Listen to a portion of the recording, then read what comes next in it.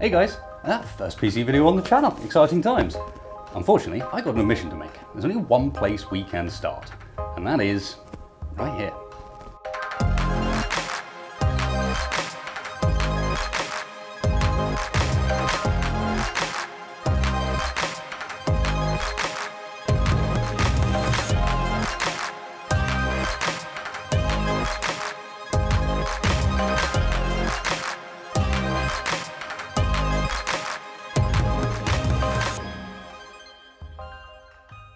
So, should we talk about my dirty little secret?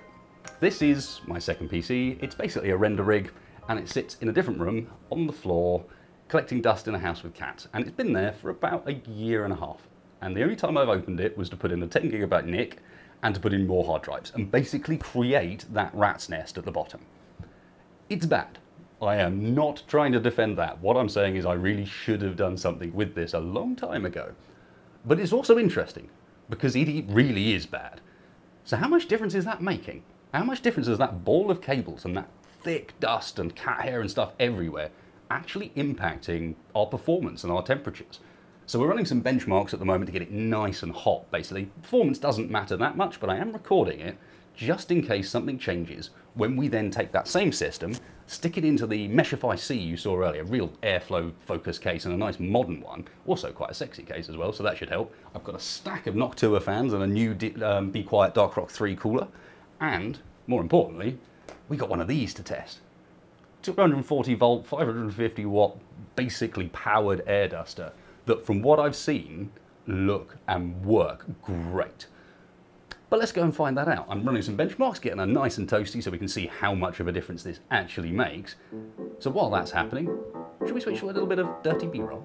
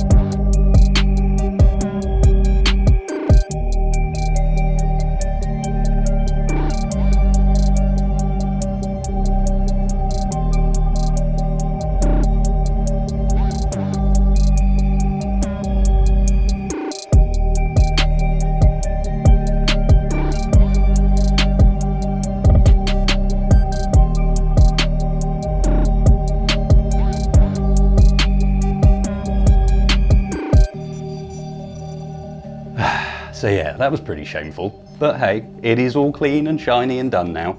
But I've been thinking, what I can't do is just go and build this up into the Meshify C with all that new stuff. That's not really a test. The test has got to be, what happens if I rebuild this? Now it's all clean and shiny. Does it actually make any difference?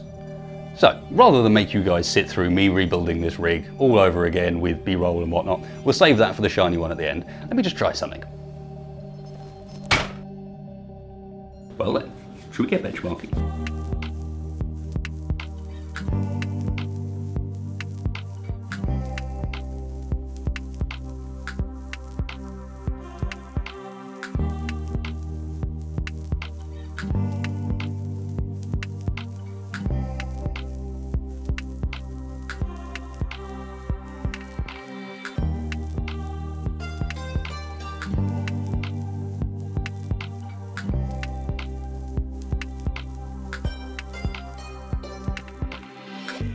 So that's the benchmarks done, although the benchmark wasn't really the important part. The important part was trying to get a decent amount of heat into that CPU, into the graphics card, so we can see whether this rebuild and clean out has actually made much of a difference.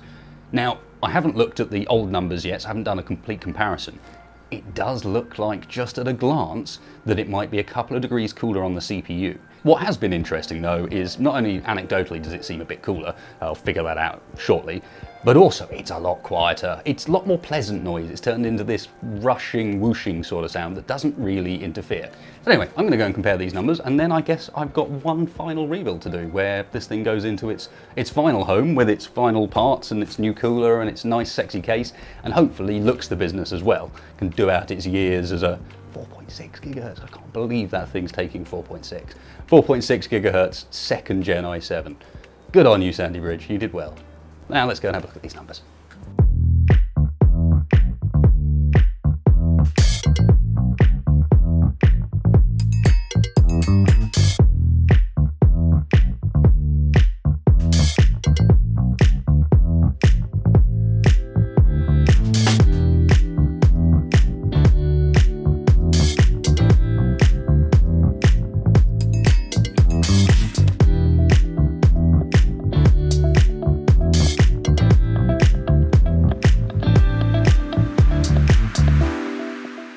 Well, it's not often you get to rebuild the rig with exactly the same components and drop 6 degrees on a CPU. That is a lot.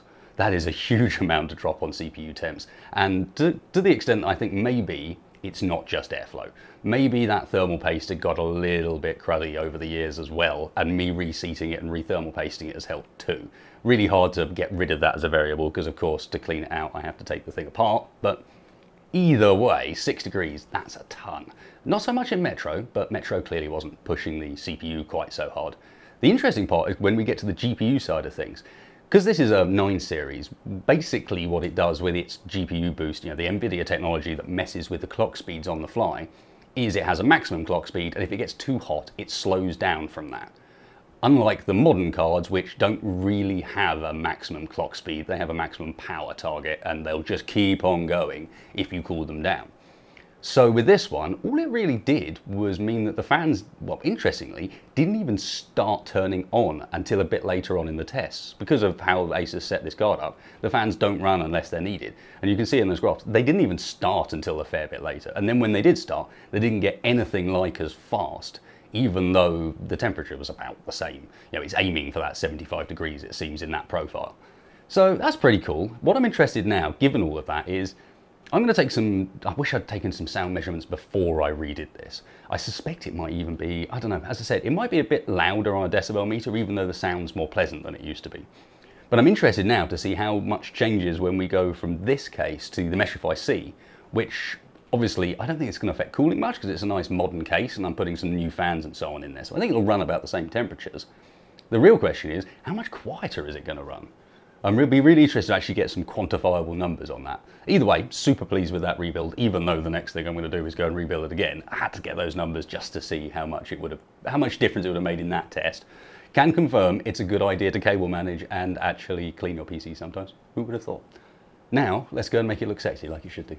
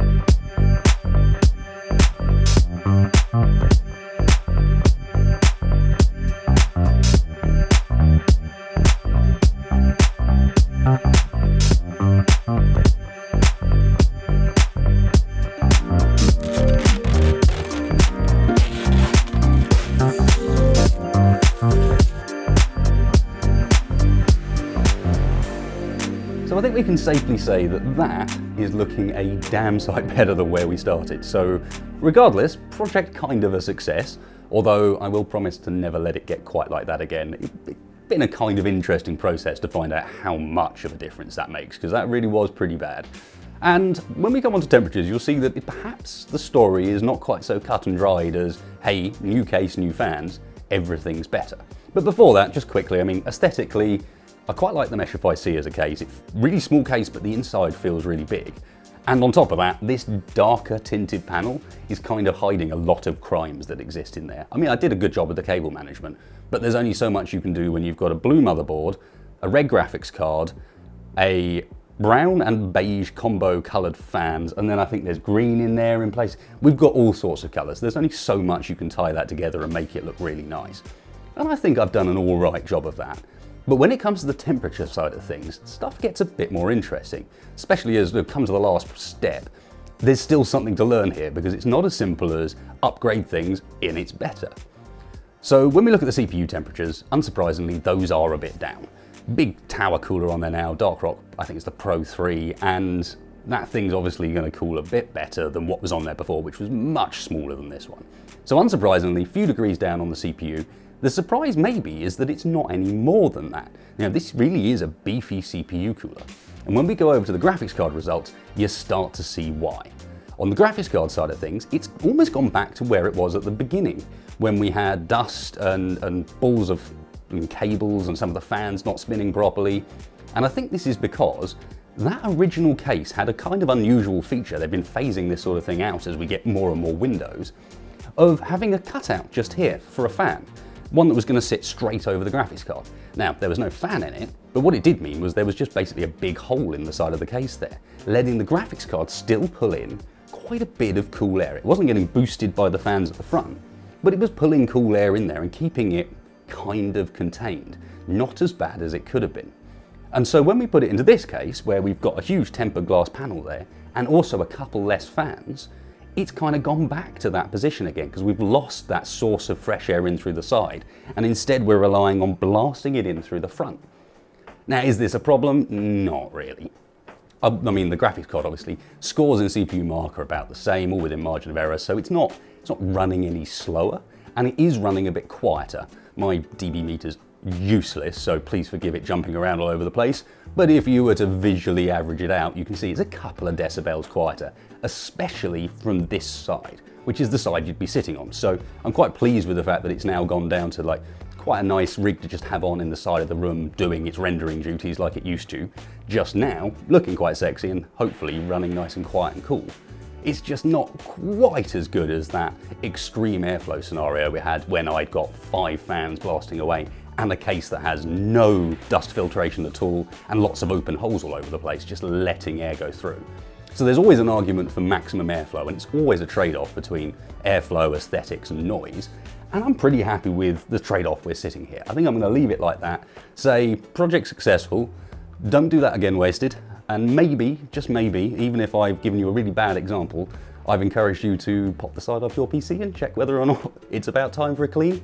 Paintbrush, by the way, if I haven't mentioned already, one of the best tools, although I will admit that CompuCleaner air blow thing is pretty crazy fun. I've been using that all over the place now, but that's aside. I hope you've enjoyed this, guys. First foray into PC stuff and a bit of a weird rambly foray as well, but hey, I'm passionate about the tech and I figured the best way to do that was just to share something with you and see what you thought.